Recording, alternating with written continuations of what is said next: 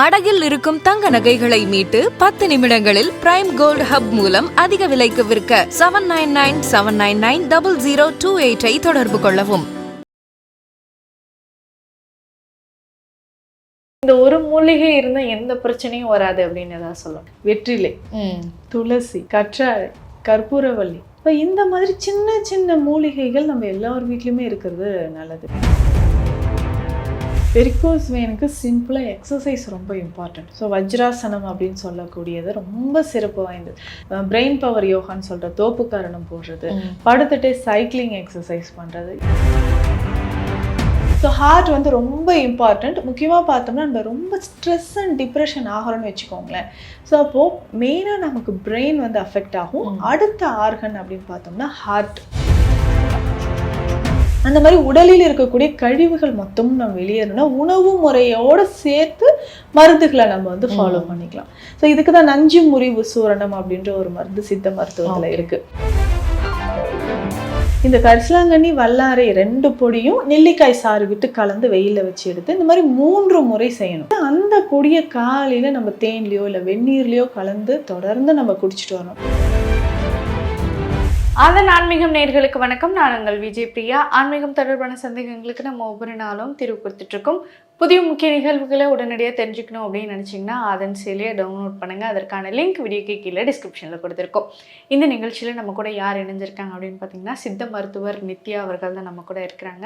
So அவங்கக்கிட்ட நிறைய விஷயங்கள் நம்ம கேட்டு தெரிஞ்சுக்கலாம். வணக்கம் மேம். வணக்கம். எப்படி இருக்கிறீங்க? நல்லா இருக்கேன். நீங்கள் எப்படி இருக்கீங்க? ரொம்ப நல்லா இருக்கேன் மேம். இப்போ இந்த நவீன லைஃப் ஸ்டைலில் என்னென்ன மாதிரியான விஷயங்கள் வந்து நம்ம ஃபாலோ பண்ணணும் அப்படின்னு சித்தர்கள் சொன்னாலும் சித்தர்கள் யூஸ் பண்ண விஷயங்கள் இந்த காலத்தில் சாத்தியமா அப்படிங்கிறது கேட்டால் கிடையாது தான். அதுலேயும் நிறைய மூலிகைகள் வந்து நம்ம நீங்கள் சொன்ன மாதிரி அது நிறைய இப்போ கிடைக்கிறது இல்லை, அபூர்வமான மூலிகைகள் அப்படின்னு.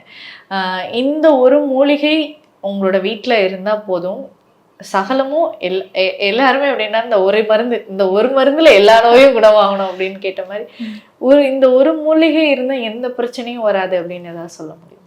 நிறைய மூலிகைகள் எல்லாருமே என்கிட்ட கேட்குற விஷயம் தான் மேம். இவ்வளோ பாடியில் விஷயம் இருக்குது, ஒரே ஒரு மருந்து கொடுங்க அப்படின்னு கேட்பாங்க.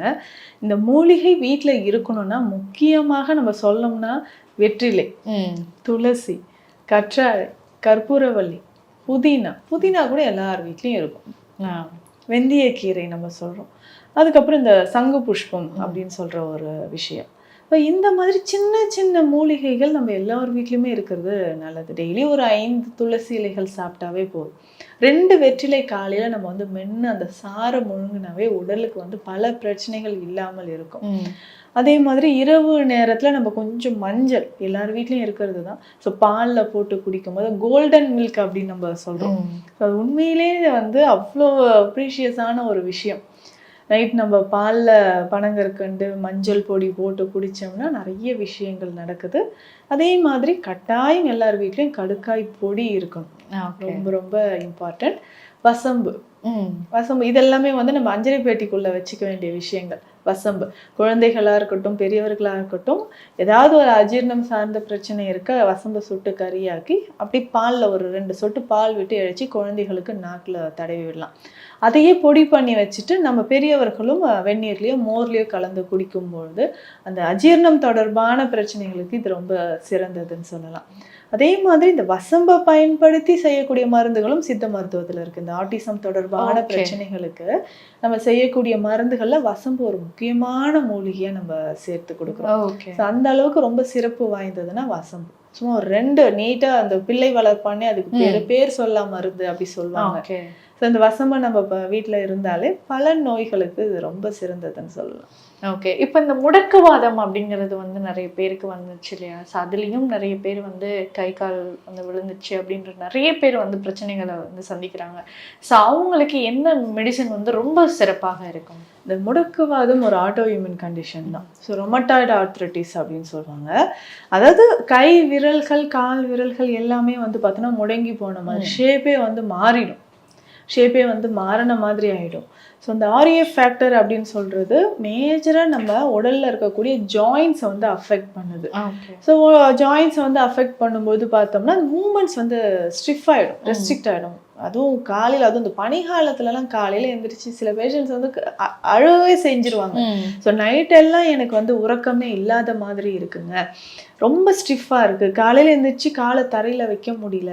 அதற்குமே இந்த வாதத்தை குறைக்கக்கூடிய மருந்துகள், வாதத்தை வந்து சமணம் செய்யக்கூடிய மருந்துகளை நம்ம ஃபாலோ பண்ணிக்கிட்டே வந்தோம்னா நிச்சயமான ஒரு நிவாரணம் வந்து நமக்கு கிடைக்கும். ஓகே. ஸோ அதே மாதிரி இப்போ நிறைய பேருக்கு வந்து இந்த ஸ்டாண்டிங்லேயே ஒர்க் பண்ணுறவங்களுக்கோ சரி, இல்லை கொஞ்சம் வயதானவர்களுக்கோ சரி, இந்த வெரிகோஸ் பெயின் அப்படின்றது சொல்லிட்டு நிறைய பேருக்கு வருது. ரொம்ப நேரமாக நான் நின்றுட்டே ஒர்க் பண்ணுற மாதிரியான ஒரு ஜாப் என்னோடது, இல்லை ரொம்ப ட்ராவல் பண்ணி போகிற ஜாப் என்னோடது அப்படின்றவங்களுக்கு இந்த வெரிகோஸ் பெயின் வந்து ரொம்ப அதிகமாக வர்றவங்களுக்கு அவங்களுக்கு என்ன மாதிரியான ட்ரீட்மெண்ட் வந்து இருக்கு மேம்? உண்மையாகவே அதுக்கான மெடிசன் எப்படி எடுத்துக்கணும்? வெரிகோஸ் வெயினுக்கு சிம்பிளாக எக்ஸசைஸ் ரொம்ப இம்பார்ட்டண்ட். ஸோ நின்றுட்டே இருக்கிறோமா, அதுக்கு ஆப்போசிட்டாக இருக்கக்கூடிய எக்ஸசைஸ் வந்து செய்யணும். ஸோ வஜ்ராசனம் அப்படின்னு சொல்லக்கூடியது ரொம்ப சிறப்பு வாய்ந்தது. காலையில் ஒரு 5 மினிட்ஸ் அந்த வஜ்ராசனம் காலை மடக்கி நல்லா நம்ம உட்கார்ந்துருக்கிறது, பிரெயின் பவர் யோகான்னு சொல்கிற தோப்பு காரணம் போடுறது, படுத்துட்டே சைக்கிளிங் எக்ஸசைஸ் பண்ணுறது, இது எல்லாமே நமக்கு லோயர் லிம்ஸ்க்கு பிளட் சர்க்குலேஷனை இன்க்ரீஸ் பண்ணுது. அதுக்கு இன்னொரு முக்கியமான விஷயம், சுகர் பேஷண்ட்ஸ் ரொம்ப கேர்ஃபுல்லாக இருக்கணும். ஸோ டயபெட்டிக் அல்சர் வர்றது நிறைய பேருக்கு நம்ம பார்க்குறோம். ஸோ அந்த வெயின்ஸ் வந்து பர்ஸ்ட் ஆகும்போது ரத்தம் ரொம்ப தேங்கி தேங்கி லேசாக புண்கள் ஏற்பட்டுச்சுன்னா அது குணமாகறதுக்கே ரொம்ப கஷ்டமாக இருக்கும். ஸோ அந்த மாதிரி நம்ம நின்றுட்டு உட்காந்து வேலை பார்க்குறோம், இல்லை உட்காந்துட்டு காலை தொங்க போட்டுட்டே ரொம்ப நேரம் வேலை பார்க்குறோன்னா இடையில கொஞ்சம் வந்து ரிலாக்ஸ் பண்ணிக்கணும். ஸோ அந்த மாதிரி பண்ணும்போது இந்த வெரிகோஸ் வெயினுக்கு நல்லாவே ஒரு சொல்யூஷன் கிடைக்கும். இதற்கான ஸ்பெஷல் தைல வகைகளும் இருக்குது, அதை வந்து நம்ம ஃபாலோ பண்ணிக்கலாம்.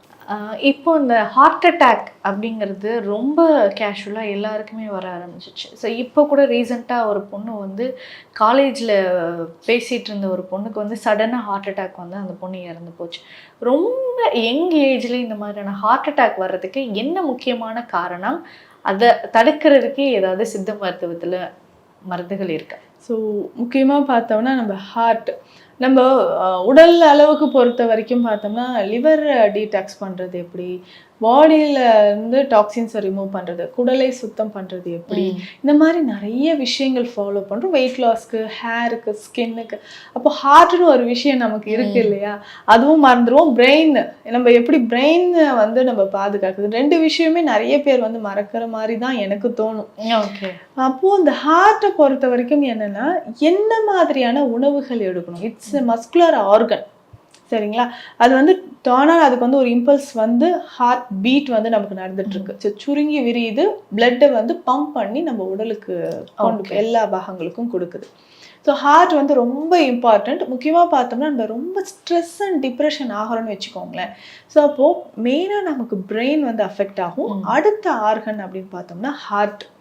ஸோ இப்போ ஹார்ட் அந்த மஸ்குலர் ஆர்கனுக்கு, அந்த மசில்ஸ்க்கு, கார்டியோ மசில்ஸ்க்கு போகக்கூடிய பிளட் சர்க்குலேஷன் குறையுதுன்னா தான் நமக்கு வந்து ஹார்ட் அட்டாக் அப்படின்ற ஒரு ப்ராப்ளம் வருது. ஸோ இதுதான் ரொம்ப இம்பார்ட்டன்ட் சொல்லலாம்.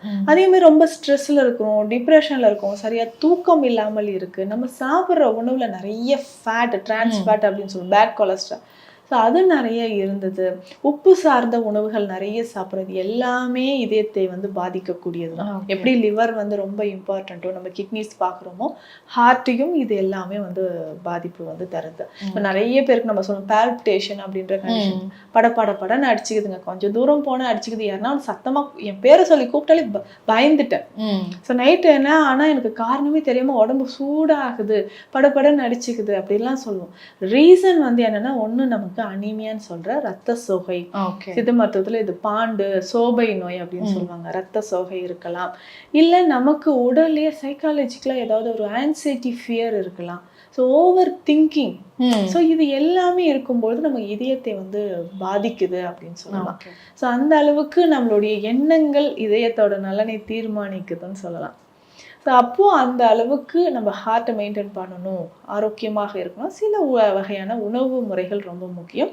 எப்போவுமே வந்து சுகர் இருக்கா, பிளட் ப்ரெஷர் எவ்வளோ இருக்குது, முக்கியமாக கொலஸ்ட்ரால் லெவல் எவ்வளோ இருக்குது, இதையும் நம்ம அப்பப்போ தெரிஞ்சுக்கிறது நல்லது. ஓகே. பொதுவாக இந்த டார்க் சாக்லேட் அப்படிங்கிறது வந்து இதயத்தை வந்து ரொம்ப வளப்படுத்தும் அப்படின்னு சொல்லுவாங்க.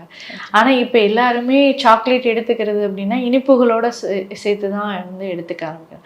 இந்த டார்க் சாக்லேட் உண்மையாகவே நம்மளோட உணவுகளில் வந்து சேர்த்துக்கக்கூடியது அவசியம் தானே? எடுக்கலாம். ஸோ அந்த ஸ்ட்ரெஸ்ஸு வந்து ரிலீஃப் பண்ணுறதுக்கு டார்க் சாக்லேட்ஸ் எடுத்துக்கலாம். ஸோ இதயத்துக்கும் சரி ஒரு குறிப்பிட்ட அளவுக்கு. ஸோ அதே வந்து நிறைய அதை தாண்டி இன்னும் நிறைய உணவுகள் இருக்கு. டார்க் சாக்லேட் எடுத்துக்கலாம், ஸோ குறிப்பிட்ட அளவுக்கு நம்ம பயன்படுத்துறது நல்லது. அதே மாதிரி சில வகையான மூலிகைகளை பயன்படுத்துறது தான் ரொம்ப இம்பார்ட்டன்ட். ஸோ இப்போ ஆன்டி கொலஸ்ட்ரால் ப்ராப்பர்ட்டி இருக்கக்கூடிய ஹெர்ப்ஸ் வந்து நம்ம பயன்படுத்தணும். ஓகே. ஸோ இப்போ கொலஸ்ட்ரால் குறையும் போது இதயத்திற்கும் அது வந்து நல்லது, நன்மை தருது அப்படின்னு சொல்லலாம். ஸோ அந்த மாதிரியான சில மூலிகைகள் நம்ம எடுக்கலாம். இப்போ உதாரணத்துக்கு பார்த்தோம்னா இந்த செம்பருத்தி மலர்களை வந்து டீ மாதிரி டெய்லி நம்ம எடுக்கிறது ரொம்ப நல்லது. அதே மாதிரி சில வகையான மூலிகைகளை சேர்த்து ஹெர்பல் டீ நம்ம பயன்படுத்திக்கலாம். ஸோ ஹெர்பல் டீன்னு சொல்லும் போதும் நம்மளுடைய இதயத்திற்கு நல்லது. இது ப்ளூ டீ நம்ம பார்த்துருக்கோம், சங்கு புஷ்பம், அதை பயன்படுத்தி செய்யக்கூடிய ப்ளூ டீ இருக்கு இல்லைங்களா, அதையும் நம்ம வந்து யூஸ் பண்ணிக்கலாம். ரொம்ப சிம்பிளா இந்த துளசி விதைகள் இருக்கு, சின்ன சின்னதா கடுகு மாதிரியே இருக்கும். ஸோ அதை வந்து நம்ம டீ மாதிரி டெய்லி காலையில் குடிக்கலாம், துளசி விதைகள். ஸோ இதனோட பார்த்தோம்னா கொஞ்சம் சீரகம், சோம்பு, ஒரு சின்ன துண்டு அளவுக்கு சுக்கு, ஏலக்காய், இது எல்லாமே சேர்த்து நம்ம டீ மாதிரி காலையில் குடிச்சிட்டு கொஞ்சம் தேன் சேர்த்து குடிக்கும்பொழுது இதயத்திற்கு ரொம்ப நல்லதுன்னு சொல்லலாம். சிவப்பு நிறத்தில் இருக்கக்கூடிய பழங்கள் அப்படின்னு சொல்கிறோம், இந்த மாதுளை அவ்வளோ நல்லது. அதே மாதிரி கேரட்டாக இருக்கட்டும், இல்லை பீட்ரூட்டாக இருக்கட்டும், செம்முள்ளி கீரை அப்படின்னு ஒரு கீரை வகை இருக்குது. ஸோ இதுவுமே வந்து இதயத்திற்கு ரொம்ப ரொம்ப ரொம்ப நல்லது. அதே மாதிரி நம்ம தக்காளி, ஸோ லைக்கோபின் அதில் இருக்கக்கூடிய, ஸோ தக்காளி வந்து ஜூஸ் மாதிரி வாரம் 2 முறை குடிச்சிட்டு வந்தாலும் இதயத்திற்கு நல்லதுன்னு சொல்லலாம். ஓகே. இப்போ இருக்கிற நம்ம நிறைய ஜங்க் ஃபுட்டை சாப்பிடக்கூடிய சொசைட்டியில் வந்து வாழ்ந்துட்டு இருக்கிறோம் அப்படிங்கிறத தாண்டி இப்போ ரீசெண்ட் டைமில் நான் நிறைய ஜங்க் ஃபுட்டு சாப்பிட்டேன். அது சரியாக டைஜஷன் ஆகலை, நிறைய பிரச்சனைகள் வந்து இருக்குது, பாடி ரொம்ப ஹீட்டாக இருக்குது அப்படின்னு. இந்த ஒரு விஷயம் நீங்கள் சாப்பிட்டீங்கன்னா அது மொத்த கழிவுகளும் வெளியேறிடும் அப்படின்னு ஏதாவது விஷயங்கள் இருக்கா? நிறைய விஷயங்கள் இருக்குது. ஸோ அதுக்கு தான் இந்த காயகற்ப முறைகள் சித்தர்கள் சொல்லியிருக்காங்க. ஸோ தலையிலிருந்து கால் வரைக்கும், மூளையிலிருந்து நம்ம உடலில் இருக்கிற எல்லா பாகங்களையும் வந்து கழிவுகள் வெளியேறுவதற்கான வழிமுறைகள் இருக்குது. முக்கியமாக அதுக்கு தான் இந்த குடல் பகுதியை வந்து நம்ம ஆரோக்கியமாக வச்சுட்டா உடல் பகுதி ஆரோக்கியமாக இருக்கும். அந்த மாதிரி உடலில் இருக்கக்கூடிய கழிவுகள் மொத்தமும் நம்ம வெளியேறணும்னா உணவு முறையோடு சேர்த்து மருந்துகளை நம்ம வந்து ஃபாலோ பண்ணிக்கலாம். ஸோ இதுக்கு தான் நஞ்சு முறிவு சூரணம் அப்படின்ற ஒரு மருந்து சித்த மருத்துவத்தில் இருக்கு. பேர்ல இருக்கு பாருங்க, நஞ்சு முறிவு சூரணம். ஏதாவது ஒன்று நமக்கே தெரியாம ஒரு பூச்சிக்கடி இருந்துச்சுன்னா இந்த மருந்து எடுத்துக்கலாம். இல்லை பாடியில் இருக்கக்கூடிய டாக்ஸின்ஸ் வந்து நமக்கு வெளியில வரணும்னா இந்த மருந்தை வந்து ஃபாலோ பண்ணிக்கலாம். அதே மாதிரி அருகன் கிழங்கு குடிநீர் அப்படின்ற ஒரு மருந்து இருக்கு. அருகம்புல்லை வந்து அடிப்படையா வச்சு இதனோட சில மூலிகைகளை சேர்த்து செய்யக்கூடியது. இந்த கஷாயம் வந்து நம்ம ஒரு 15 நாட்களுக்கோ 20 நாட்களுக்கோ தொடர்ந்து காலையில எடுக்கும்போது ஸோ உடல் முழுவதுமே இருக்கக்கூடிய டாக்ஸின்ஸ் வந்து நமக்கு வெளியேறுதுன்னு சொல்லலாம். இதுல பேசிக்கா வந்து பார்த்தோம்னா கரிசலாங்கண்ணி ரொம்ப இம்பார்ட்டன்ட். கரிசலாங்கண்ணி, வல்லாரை ரெண்டுமே வந்து பவுடர் எடுத்துட்டு நெல்லிக்காய் சாறு விட்டு பாவனை செய்யக்கூடிய மருந்து. ரொம்ப ரொம்ப எக்ஸலண்டா இருக்கும். நல்ல டிஃபரன்ஸ் தெரியும் நமக்கு. ஸோ உடம்பே லைட்டான மாதிரி இருக்கே, முகத்துல வந்து அங்கங்க கருமை நிற திட்டுக்கள் இருந்துச்சு, இது எல்லாமே உடல்ல நமக்கு டாக்ஸின்ஸ் இருந்துச்சுன்னா தெரியக்கூடிய சில சிம்டம்ஸ் தான். கண்களை சுற்றி திடீர்னு கருவளையம் வருதுங்க, இல்லை முகத்தில் அங்கங்கே டார்க் ஸ்பாட்ஸ் வருது, ரொம்ப டல்லாக இருக்குது, ரொம்ப ஹேர் ஃபால் ஆகுது. ஸோ அப்போ டாக்ஸின்ஸ் நிறைய இருக்குன்னு தெரிஞ்சுக்கணும். பிளட் டெஸ்ட் பார்த்தா தெரியும். யூரிக் ஆசிட் லெவல் சிலருக்கு அதிகமாக இருக்கும். ஸோ யூரியா கிரியேட்டின் லெவல் அதிகமாக இருக்கும். அந்த மாதிரி இருந்தால இந்த கரிசலாங்கண்ணி, வல்லாரை 2 பொடியும் நெல்லிக்காய் சாறு விட்டு கலந்து வெயிலில் வச்சு எடுத்து இந்த மாதிரி 3 முறை செய்யணும். வச்சு எடுத்து அந்த பொடியை காலையில நம்ம தேன்லயோ இல்லை வெந்நீர்லயோ கலந்து தொடர்ந்து நம்ம குடிச்சிட்டு வரணும். ஒரு மண்டலம் நம்ம சாப்பிடும்பொழுது சுகர் இருந்தாலும் சரி, கல்லீரல் தொடர்பான நோய்கள் இருந்தாலும் சரி, உடல்ல அங்கங்க நமக்கு வந்து கொழுப்பு கட்டிகள் எல்லாம் இருக்கும், ஸோ ஃபேட் வந்து கரையிறதுக்கும் இதை யூஸ் பண்ணலாம். நல்ல ஒரு ரிசல்ட் இதுல கிடைக்கும். மேம், இப்போ நம்ம நிறைய ஜங்க் ஃபுட் சாப்பிட்றதுனால வந்து நிறைய பேருக்கு இந்த கிட்னி ஃபெயிலியர் அப்படிங்கிறது வந்து நிறைய பேருக்கு வந்துச்சு. தொடர்ந்து கண்டினியூஸாக டயாலிசிஸ் பண்ணுற மாதிரியான சிவியரான விஷயங்களுக்கும் வந்து போகுது. டயாலிசிஸ் பண்ணுறதுக்கு முன்னாடி, கிட்னி ப்ராப்ளம் வர்றதுக்கு முன்னாடி என்ன மாதிரியான அறிகுறிகள் இருக்கும்? அதை டயாலிசிஸ் பண்ணதுக்கு அப்புறம் மட்டும்தான் அவங்களால உயிர் வாழ முடியும் அப்படிங்கிற ஒரு நிலைக்கு தள்ளப்படுறாங்கல்ல, அதுல இருந்து சரி பண்றதுக்கு அதாவது பாசிபிள் இருக்கு? நிச்சயமா இருக்கு. இந்த காலகட்டத்தில் இந்த வயது வித்தியாசமே இல்லாமல் இந்த கிட்னி ஃபெயிலியர்ன்றது ஒன்று இருக்கு. ஏன்னா நம்ம ஸ்பெஷல் ட்ரீட்மெண்ட் அதுக்கு தான் கடந்த 10 வருடங்களுக்கு மேலாக கொடுத்துட்ருக்கோம்.